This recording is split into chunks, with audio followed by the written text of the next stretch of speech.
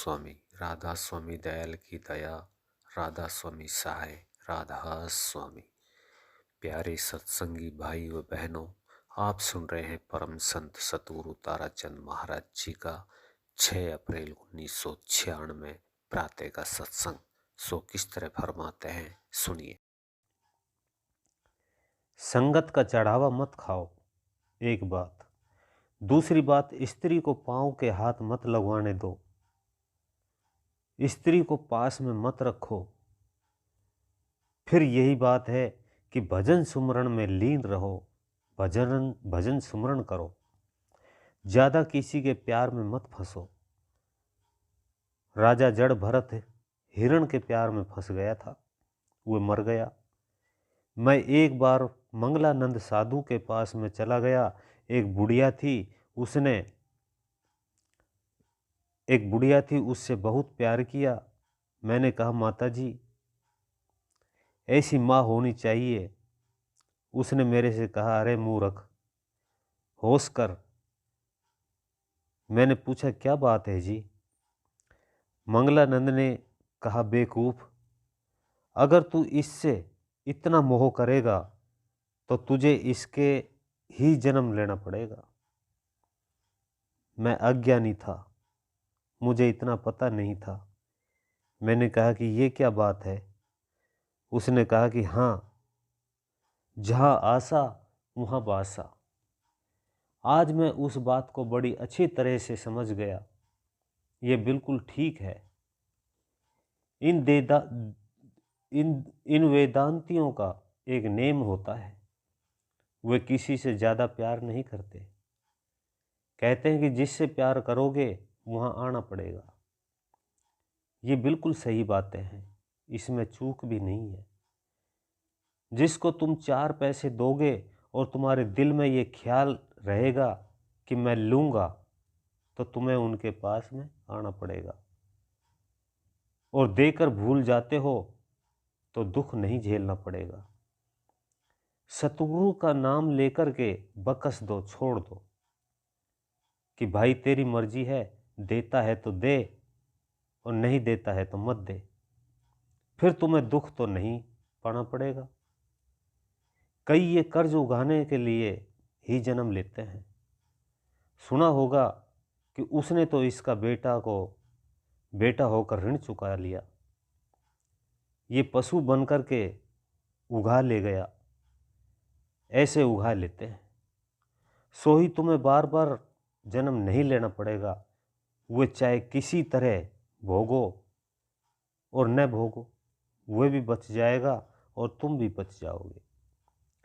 इसलिए मेरा ये नेम है, अगर मैंने कोई चीज़ दे दी तो वापस मैंने नहीं ली, और नहीं मैंने दे कर के ये ख्याल किया कि मैंने वापस लेनी है। कभी भी नहीं किया।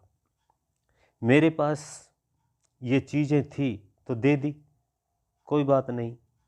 अगर ख्याल करोगे तो दुख पाओगे।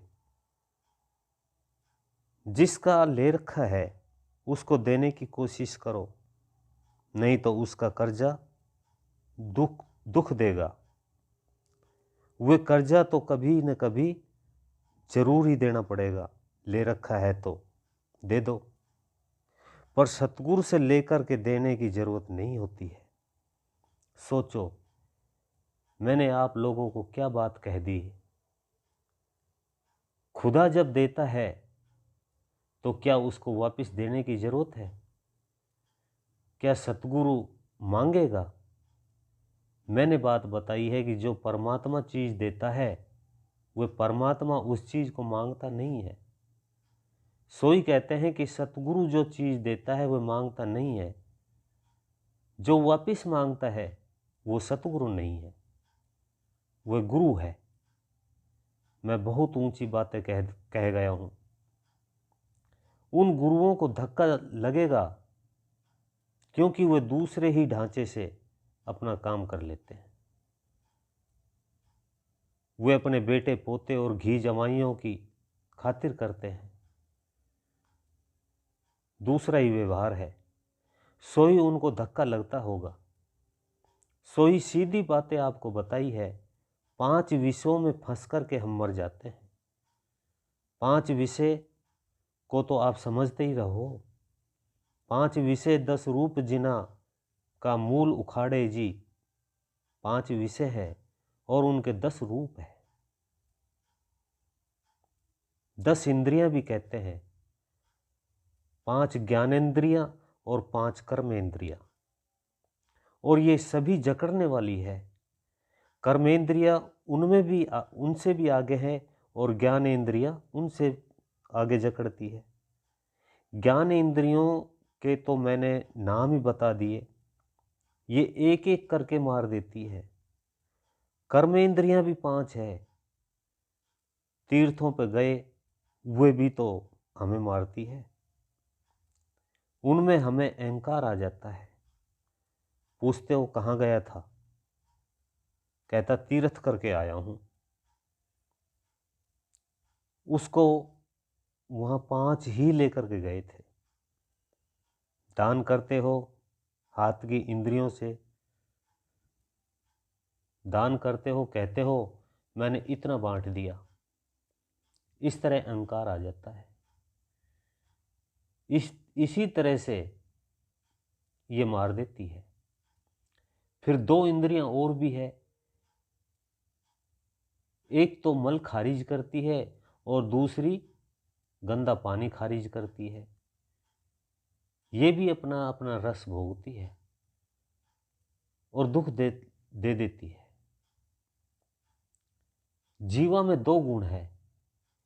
एक गुण तो वाणी का है, वाणी हाथी पर चढ़ा देती है, और एक वाणी गधे पर चढ़ा देती। दूसरा गुण खट्टा मीठा चखने का है। खट्टा मीठा आंख कान तो नहीं बताते, ये बताती है। नाक भी एक बताता है। बोलती तो जीभ है,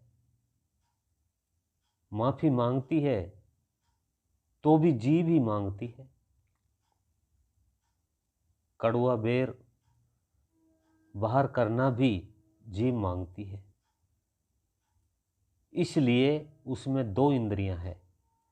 सो उन 5 विषयों के 10 रूप है। उनके वे मूल उखाड़ते हैं। मूल उखड़वाने का मतलब उनकी जड़ उखाड़ करके फेंक देना है।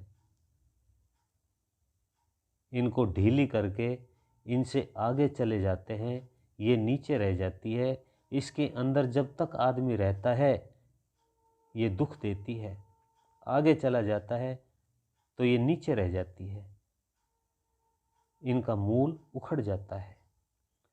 हृदय अंदर गुप्त नैन गुरु उन्हें उखाड़े जी। फिर क्या होता है, ये तो सतगुरु की ही ड्यूटी है कि उन गुप्त नैनों को उखाड़ दे। बाहर के न्यारे न्यारे चमत्कार दिखाने का उसका काम नहीं है। ये तो एक घटिया बात है, ये एक उर्ला व्यवहार है। भव सागर से तिरने के लिए हृदय की आंखें सतगुरु से खुलवाई जाती है और वह उनका भेद दे देता है। ये बात मैंने पहले बता दी कि वह उस सतगुरु की उंगली को पकड़वा देता है जो सतगुरु तुम्हें वहां ले जाने वाला है। उसकी उंगली को पकड़ करके मंजिल मंजिल करके जा पहुंच। आगे कहता है,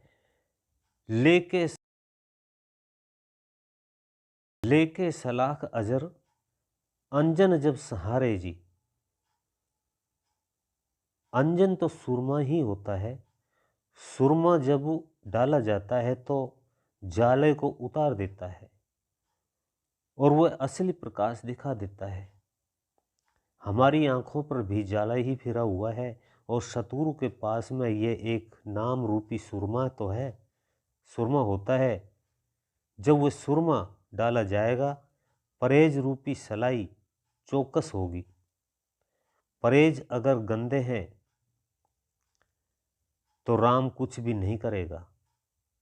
तुम्हारे परहेज अगर मजबूत है, सलाई मजबूत है, तो उससे वह सुरमा डालोगे और वह मुड़ेगी भी नहीं और सीधी निकल जाएगी।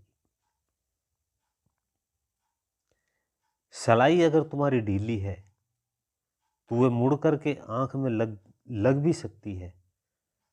तुम्हारे परहेज मजबूत है, पक्के हैं, तो वह राम नाम तुम्हारा काम कर देगा। अभी आप सुन रहे थे परम संत ताराचंद महाराज जी का ये सत्संग। इससे आगे का भाग सुनने के लिए वीडियो को लाइक करें, चैनल को सब्सक्राइब करें, ज़्यादा से ज़्यादा शेयर करें। सभी सत्संगी भाई बहनों को मेरा हाथ जोड़ करके राधा स्वामी जी।